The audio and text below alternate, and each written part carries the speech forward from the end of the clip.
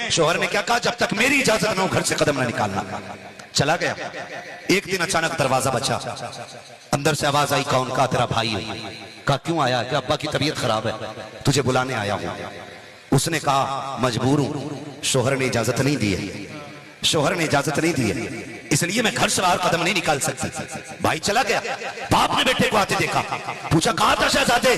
لے کے نہیں آیا بہن کو؟ کہا اس نے کہا کہ میرے شوہر کی اجازت نہیں ہے۔ وقت گزرتا گیا، طبیعت بگڑتی گئی، پھر طبیعت بہت زیادہ جب خراب ہوئی، اس نے کہا ایک بار اور چلا جا۔ پھر جب بیٹا آیا ہے نا دوبارہ سے، پھر دروازہ بجا، کون؟ کہا ابا کے آخری لمحات ہیں۔ کہا کیا کہہ رہے ہو؟ کہا اب سانسیں رکنے لگ گئی ہیں، اگر جیتے جی دیکھنا ہے تو ایک بار چل کے دیکھ لے۔ اس نے کہا میرے شوہر کی اجازت نہیں ہے، اگر شوہر کی اجازت ہوتی تو میں آ جاتی۔ اللہ اکبر۔ کسی نے کہا چل کے رسول اللہ سے اجازت لے لیں، وہ تو اجازت دے دیں گے۔ لوگ اکٹھے ہو کے حضور کی چوکھٹ پہ گئے، آقا ایسے ایسے معاملہ ہے، شوہر اجازت نہیں دے کے گیا ہے، اس لیے عورت گھر نہیں جا رہی ہے، آپ اجازت دے دیں۔ میرے نبی نے کہا اگر شوہر نے اجازت نہیں دی ہے تو عبداللہ کا بیٹا بھی اجازت نہیں دے گا۔ اللہ اکبر۔ نبی نے بھی اجازت نہیں دی۔ بیٹا پھر پلٹ گیا، کہا ابا تیری بیٹی نہیں آئی ہے۔ باپ روتے روتے دنیا سے چلا گیا۔ جب جنازہ تیار کیا گیا، لوگوں نے کہا او یار زندگی میں نہ سکی، آخر بیٹی تو بیٹی ہے، مرنے کے بعد کم سے کم باپ کا چہرہ دکھا دیا جائے، چلو اس کے دروازے پر جنازہ لے کے چلتے ہیں۔ دروازے کے باہر جنازہ آیا،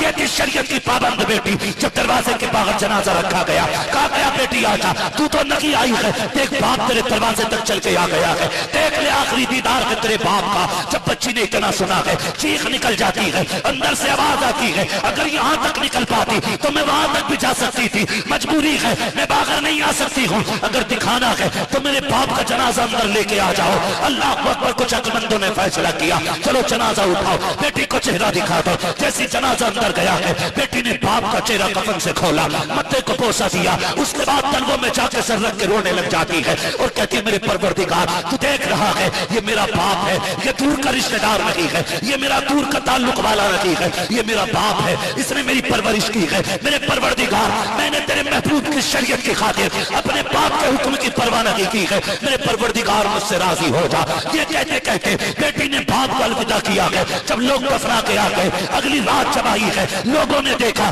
کہ یہ شخص جسے کل دفنایا تھا آج جنت کی بہاروں میں ٹہل رہا ہے، جنت کی بہاروں میں ہے۔ کسی نے کہا یار بتا تو صحیح، اتنی جلدی تو جنت میں کیسے آ گیا؟ اس نے کہا عمل تو اچھی نہیں تھے، نیکیاں تو اتنی نہیں تھی، گناہ بہت زیادہ تھے۔ کہا پھر بخشا کیسے گیا؟ کہا مجھے اپنے عمل کا تو نہیں پتا، لیکن اتنا جانتا ہوں جب قبر میں پہنچا رب نے فیصلہ سنا دیا، فرشتوں اس کی بیٹی شریعت والی ہے، ہم نے اس کے صدقے میں اسے جنت والا بنا۔